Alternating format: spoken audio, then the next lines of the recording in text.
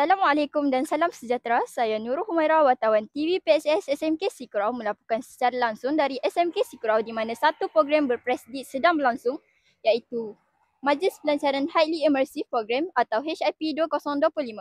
Program ini merupakan inisiatif Kementerian Pendidikan Malaysia dalam usaha memperkasakan penggunaan bahasa Inggeris dalam kalangan pelajar melalui aktiviti yang menarik dan interaktif. Pada hari ini, kita bakal menyaksikan pelbagai aktiviti yang menarik seperti gimmick pelancaran HIP, public speaking dan sesi perkongsian daripada guru. Bagaimana dengan sambutan pelajar terhadap program ini? Ayo kita saksikan. Step by step, we learn and grow.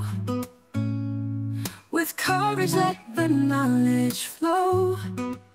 In every word, in every line, a brighter future we will find. We speak with pride, we stand so tall. In English we will conquer all. Together we strive, together we soar. Hips the key to open the door.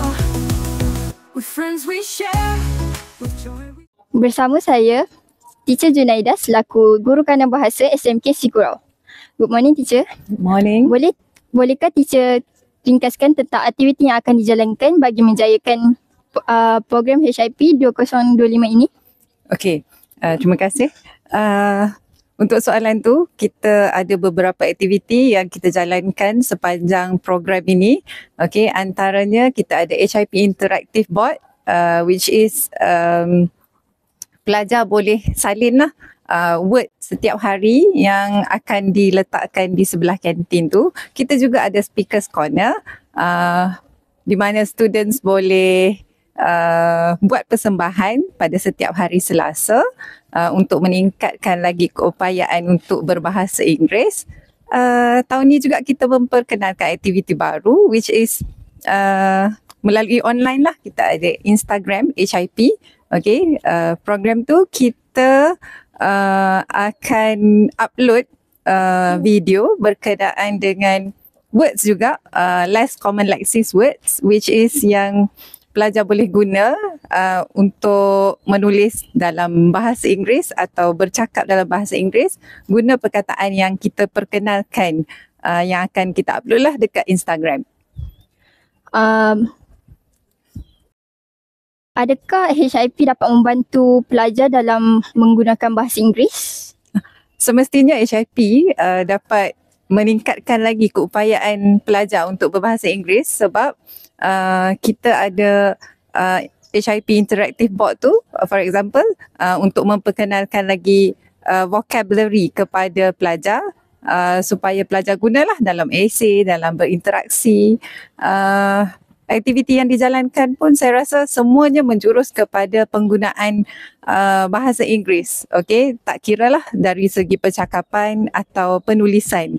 Okey, so secara tak langsung saya rasa memang dia akan meningkatkan lagi lah penggunaan bahasa Inggeris. Cumanya pelajar hanya perlu berani untuk berinteraksi, bercakap, menonjolkan diri sendiri, terutamanya dekat publik. Supaya dia akan melatihlah pelajar tu untuk berbahasa Inggeris dengan lebih baik. Terima kasih, Teacher. Sama-sama. Dengan ini berakhirlah sudah pelancaran Highly Immersive Program di SMK Sikurau yang telah berlangsung dengan penuh semangat dan sokongan daripada semua pihak. Program ini diharapkan dapat meningkatkan lagi penguasaan serta keyakinan pelajar dalam berkomunikasi menggunakan bahasa Inggeris melalui pelbagai aktiviti yang menarik dan interaktif. Dengan kerjasama dari pihak sekolah, guru dan pelajar, HIP dijangka memberi manfaat jangka panjang dan membantu melahirkan generasi yang lebih mahir. Semoga program ini terus dilaksanakan dengan lebih banyak inovasi untuk memastikan keberkesanannya pada masa hadapan.